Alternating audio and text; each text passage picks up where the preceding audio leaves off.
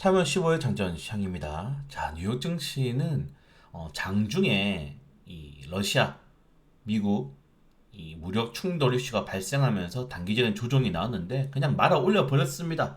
투자자분들은 CPI에 의한 연준의 금리 동결 그리고 베이비 스텝 가능성을 조금 더 시장에 친화적으로 봤다라고 보시면 될 것 같고, 자, 연준의 고민이 깊어질 것 같습니다. 여기서 금리를 동결이라던가 아니면은 0.25% 베이비 스텝을 하게 되면은 말 그대로 연준이 지금 생각했던 2%의 기준금리는 거의 한 2024년 정도에 마무리가 될 수 있거든요. 이런 장기적인 고금리를 유지할 수 있을 경제력을 미국이 계속 가지고 갈지, 그런 것들에 대한 고민이 깊어질 수밖에 없고, 저는 이 이슈로 인해서 최근에 한국은행의 이 이주열 총재를 굉장히 좋게 보고 있습니다. 제가 몇 번 라이브 방송에서 한국은행 우리나라에도 제일 똑똑한 사람들이 있는 곳인데 좀 지켜봐 달라.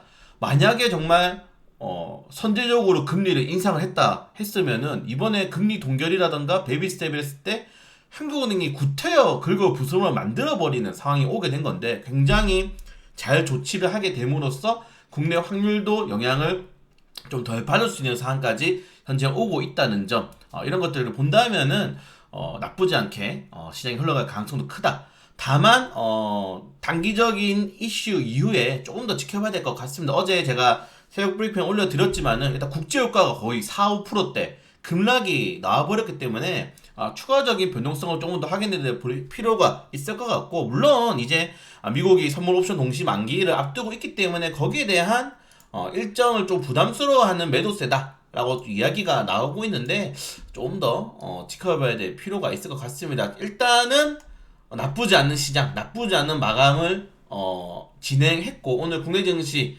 반경 나올 확률이 굉장히 높아지고 있죠. 네, 대규모의 반등 한번 기대해 볼 만 합니다. 그리고 일단 이 핵심 원자재법도 2일, 16일로 연기되었기 때문에 뭐 단기적으로 뭐 조금 더 지켜볼 필요가 있을 것 같고, 그래서 뭐 전체적으로 어제의 이런 시장의 흐름은 비트코인도 올라가고 뭐 국채도 올라가고 주식도 올라가고, 제가 그래서 이상하다 했는데 결국 이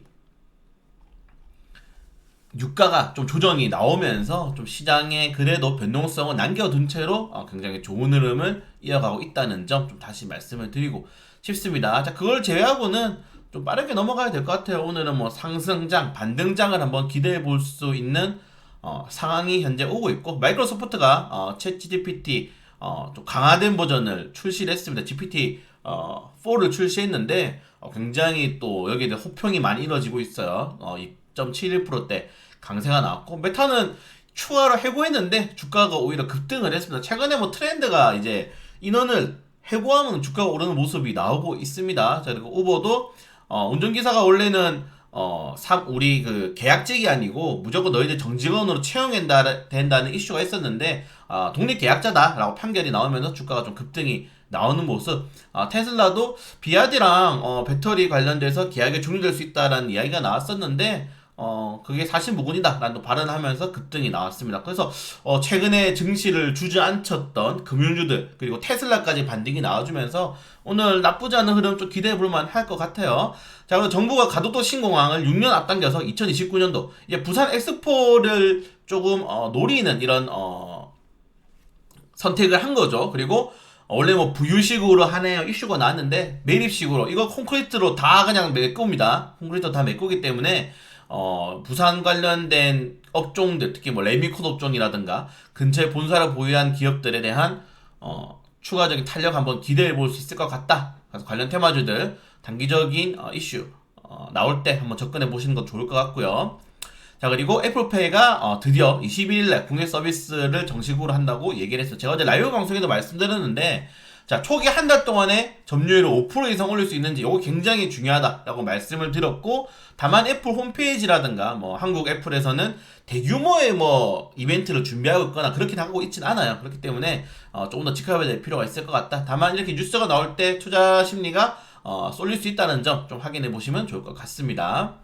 개별적인 이슈도 한번 보시면 좋을 것 같고, 그래서 아마 오늘은 기술적인 반등이 굉장히 좀 크게 나올 수 있는 시장, 아마 제일 좋은 시나리오가 한 2%대 정도 반등이 둘 다 나와주면은 굉장히 좋은 시나리오가 나올 수 있어요. 그리고 어제 외국인 투자자들이 선물 매도 계약을 굉장히 많이 했기 때문에 이게 빠르게 진정이 될 것인지, 그래서 선물 매도 계약이 가장 중요하고, 그리고 외국인 투자들의 현물 시장에 들어오는지, 그리고 원달러 환율 이 정도까지를 좀 체크한 상황에서 오늘 만약에 단기적인 접근을 한다면은 그냥 정말 간단합니다. 장 초반에 거래대금 회전율 높은 종목들 위주로 단기적인 접근할 테니까 어제 만들어 놓은 현금들로 어제 좀 손절을 빠르게 회복을 한번 해볼 수 있도록 해보겠습니다. 그래서 오늘 뭐 기술적인 반등 무조건 나올 수 있는 시장이고, 일단은 러시아 이슈를 시장이 눌러서 올렸기 때문에 오늘 국내 증시 장 초반에 좀 집중을 해주시면 좋을 것 같습니다.